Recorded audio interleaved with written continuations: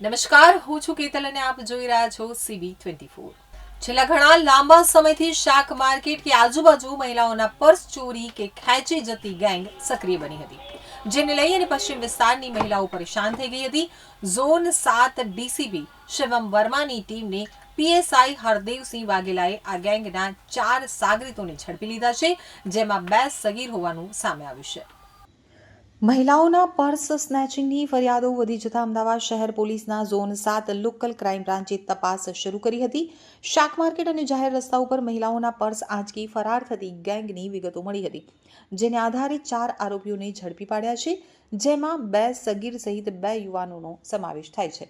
પોલીસે આરોપીઓ પાસેથી ચોરી કરેલી 2 હોન્ડા એક્ટિવા અને રોકડા ₹20,000 મળી કુલ 90,000નો મુદ્દામાલ કબજે કર્યો છે, જ્યારે 6 ગુનાનો ભેદ ઉકેલી કાઢ્યો છે।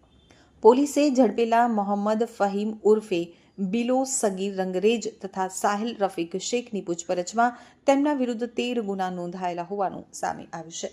તો પોલીસ તપાસમાં સામે આવ્યું છે કે આ ગેંગે નવરંગપુરા અને કૃષ્ણનગર વિસ્તારમાંથી 2 એક્ટિવાની પણ ચોરી કરી હતી।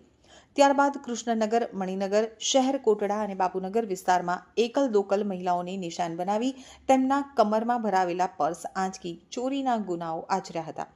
LCB ઝોન 7ની ટીમે બાતમી અને ટેકનિકલ તપાસના આધારે સમગ્ર ગેંગને ઝડપી પાડી 2 વાહન ચોરી અને 4 પર્સ સ્નેચિંગ સહિત કુલ 6 ગુનાઓનો ભેદ ઉકેલી કાઢ્યો છે।